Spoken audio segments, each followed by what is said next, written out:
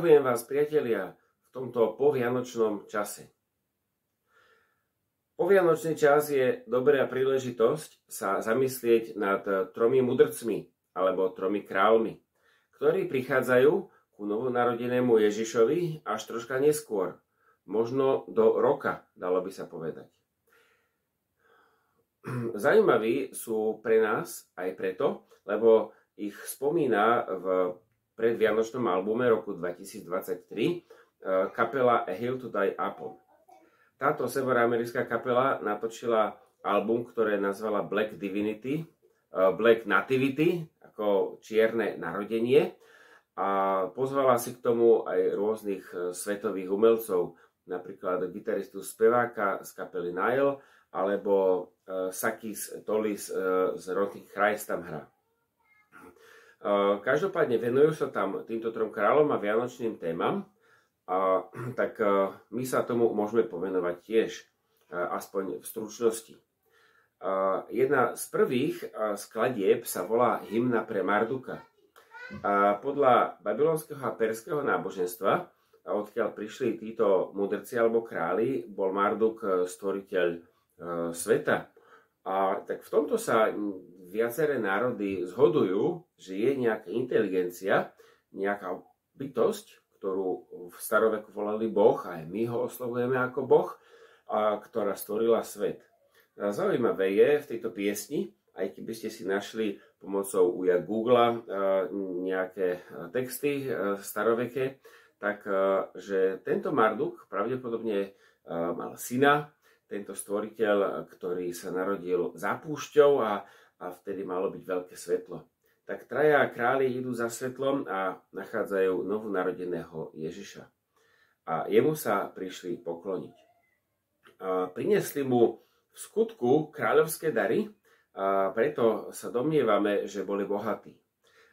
Priniesli mu zlato, kadidlo a mirhu, čo sú dary, ktoré mali taký náboženský charakter.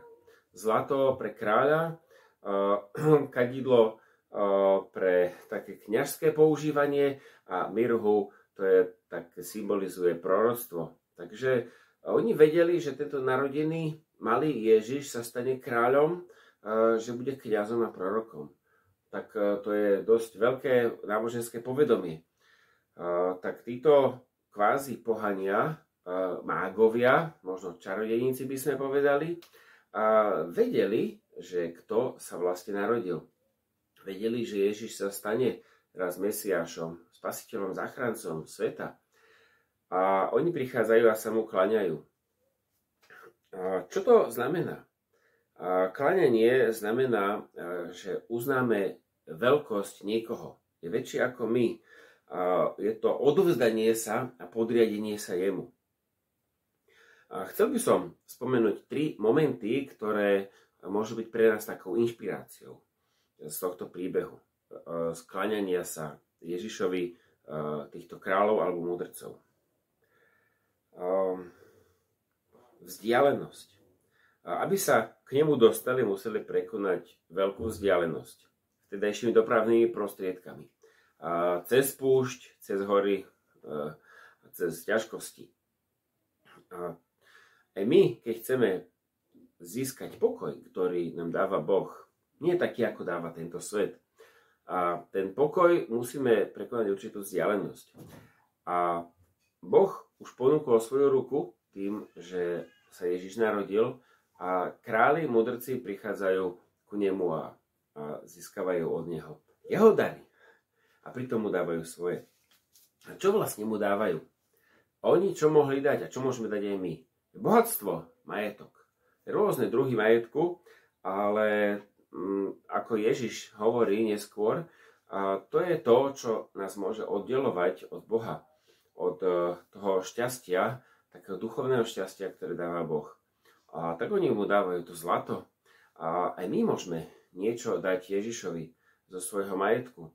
A môžeme sa rozdeliť o to s druhými ľuďmi a takto to dať Bohu. A vzdať sa toho, aby sme sa očistili. A pritom prijímame dar od Neho, a ktorým môžeme slúžiť. A to je možno aj ten majetok. Priatelia, vec, ktorá je cenená hlavne v dnešnej dobe, je poznanie, múdrosť, inteligencia, vzdelanie. A toto mali tí traja mudrci. Boli to vedci, astronómovia, ktorí poznali hviezdy, ktorí poznali prírodu, poznali rôzne jazyky, texty rôznych národov, vedeli čítať v ich jazykoch. Tak veľa ľudí je hrdých na to, že akú majú múdrosť, aké majú poznanie. A tak priniesme toto Ježišovi.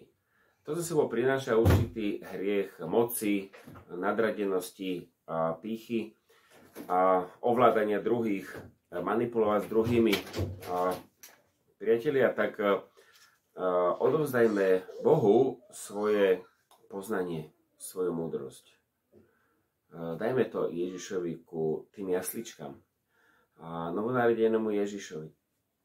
A môžeme to prijať potom od neho zase naspäť, také očistené, premenené, a bude to taký náš dar pre neho, ktorý nám potom on dá a my ho môžeme využiť pre službu jemu.